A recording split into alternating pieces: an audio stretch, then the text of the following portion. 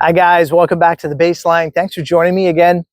Today we're going to be talking about how we're forever at war and how we keep falling for the same lie over and over again.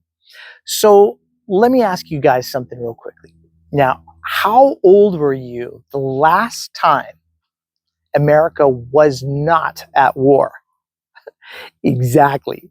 Because if you're over 18, you've never seen America at peace. Like real actual peace. So you've only seen America on fire somewhere or in some other country or some other bombings or something like that. Have you ever noticed that? That's how normal it's become because we don't. And this is where we're going to try to rip the Band-Aid off a little bit. And you guys may or may not disagree with me, and comment in the section below if you think I'm completely off, okay? But this is the pattern no one wants to admit, in my view, right? Here's the play-by-play. Here's the play-by-play, and stop me if it sounds familiar, right?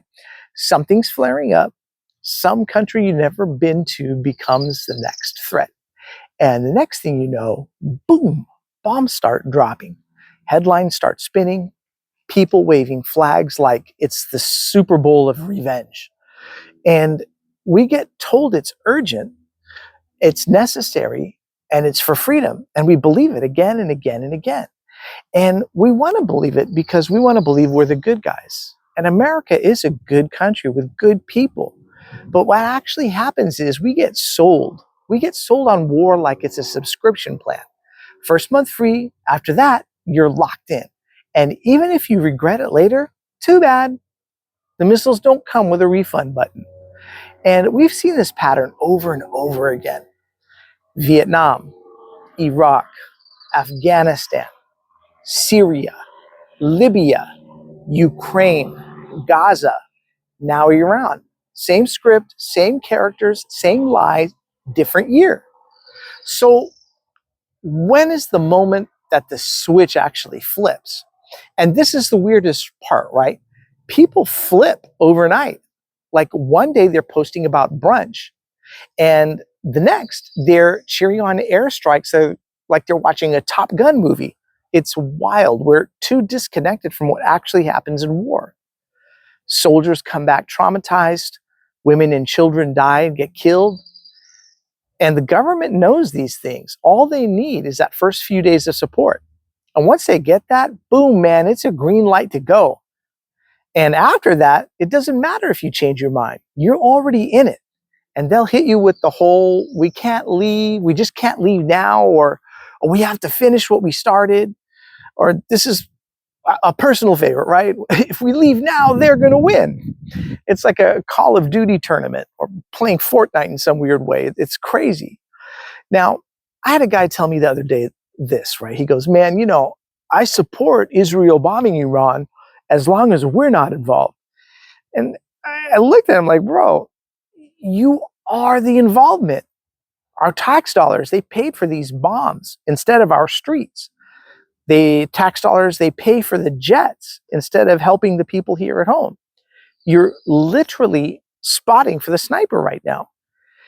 I don't know how that friendship's going to end up, but it's like watching someone burn down your neighbor's house with your matches and going, well, at least it wasn't my hand holding the lighter. It's like, come on, man, get out of here with that. So we are all involved in one way or another, right?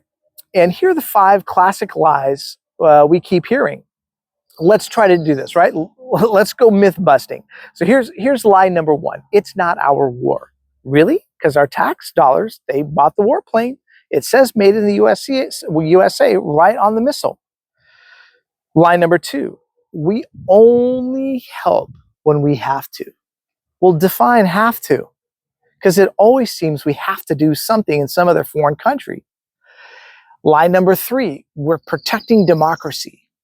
Like from who? The farmers, the kids, the cities that don't even have running water? It just sounds ridiculous at a certain point. And then lie number 4, they're weeks away from nuclear bombs. Well, let me tell you something. They've been saying that Iran is weeks away from a bomb since the 1990s, guys. And at this point, even Iran is kind of like, bro, if we had one, we'd let you know. And then moves us to lie number 5, right, guys? We don't target civilians. Well, you tell me 14 million people, or you tell 14 million people in Tehran, right, that they have to evacuate at 2 a.m. Well, where are they going to go? You know, you don't get an order like that unless you're about to do something really awful. So here's the reality check between the Israel and Iran thing, right? And let's talk about this latest one. Israel goes in, no warning, and strikes Iranian infrastructure. Boom, just like that. They can't reach the underground nuclear facility, though. Why? Because it's inside the mountain. And guess who's got the bombs that can actually reach that deep? Yep, you guessed it. It's us, the United States of America. So now Israel's calling on Trump. Hey, big bro, want to help us finish the job? And Trump, in peak fashion, right? In Trump fashion, goes, well, we're not involved, but we could be. That's like telling your girlfriend, I'm not cheating, but I could. You're either in or you're out, Donald Trump. And that's, I think, unfortunately, we're going to end up being in. Now, he subsequently posts this on Truth Social, right? Everyone in Tehran should evacuate immediately. Like everybody, 10 million plus? Everyone, as in the entire city? What exactly are we going to do? God, I hope it's not nuclear. And you're telling millions of people just to get up and leave their homes in the middle of the night. That's not defense, that's destruction. It's awful.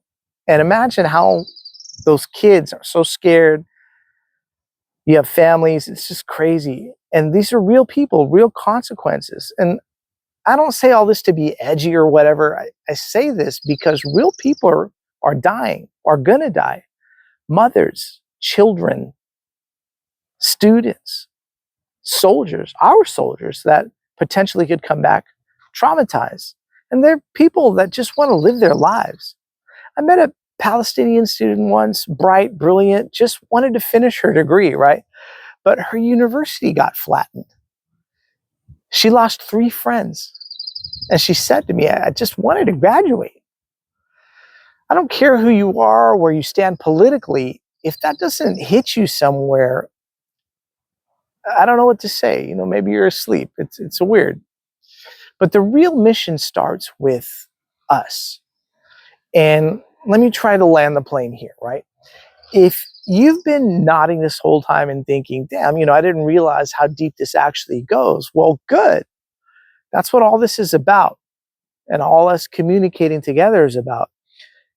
And actually doing something about all this is about.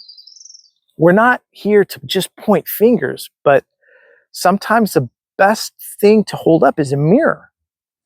So here's what we should probably do, right? We need to share these stories, with one person who still buys the old war script. And comment, let me know what you guys think.